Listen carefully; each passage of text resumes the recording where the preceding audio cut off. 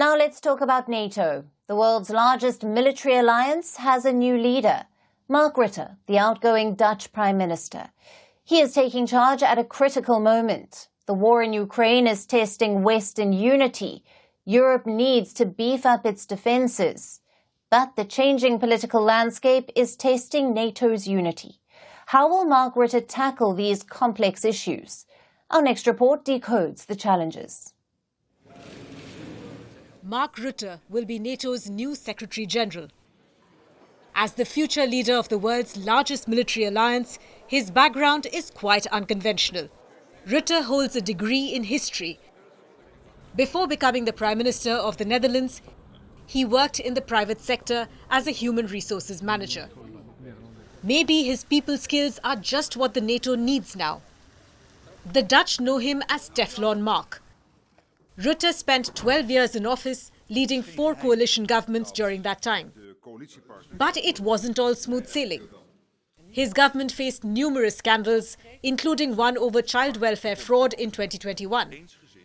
But Rutte not just managed to navigate his way out of these crises, he continued to keep the top job, without any stain on his image.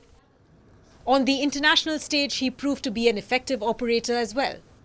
Rutte forged strong relationships with a diverse set of leaders, from Germany's Angela Merkel to French President Emmanuel Macron, even former US President Donald Trump. Rutte had everyone's ear. As the chief of NATO, his coalition-building skills will be put to the test again. His biggest challenge will be the war in Ukraine. As Prime Minister of the Netherlands, he has been a strong ally for Kyiv. We must stop the Russian aggression, Putin's aggression, together with our partners and allies, united, determined, in solidarity. That is the only way. But not all NATO members share the same feelings. Countries like Hungary were initially opposed to his candidacy. Viktor Orban had placed a veto on Rutte's name. The Hungarian leader wanted some assurances. He didn't want his troops to be deployed to deal with the crisis in Ukraine. Orban was also against spending Hungary's money on the war. Rutte had to agree to those demands. He may face more pushback in the months ahead.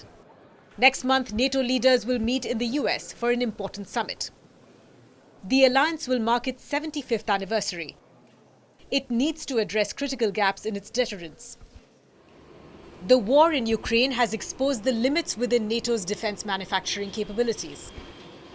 Leading NATO members in Europe, like the UK, Germany, France and Italy, are facing shrinking troop numbers. Plus, there is a budget shortfall to address. At the summit, we will also address NATO's deterrence and defense, including investment. And as you mentioned, President, I strongly welcome that this year a record of 23 allies, including France, will invest at least 2% of GDP on defense. Mark Rutte will formally take over in October, but all these challenges will be on his mind. And he needs to hit the ground running right away.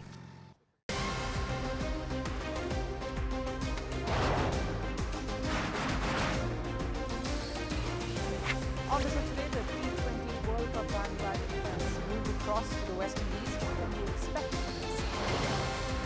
Hello, I'm Alison Green, coming to you from Durban, South Africa.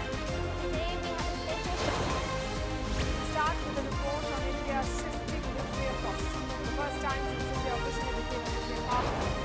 Hello and welcome to Firstpost America. I'm Aaron Ham, coming to you live from the nation's capital, Washington, D.C.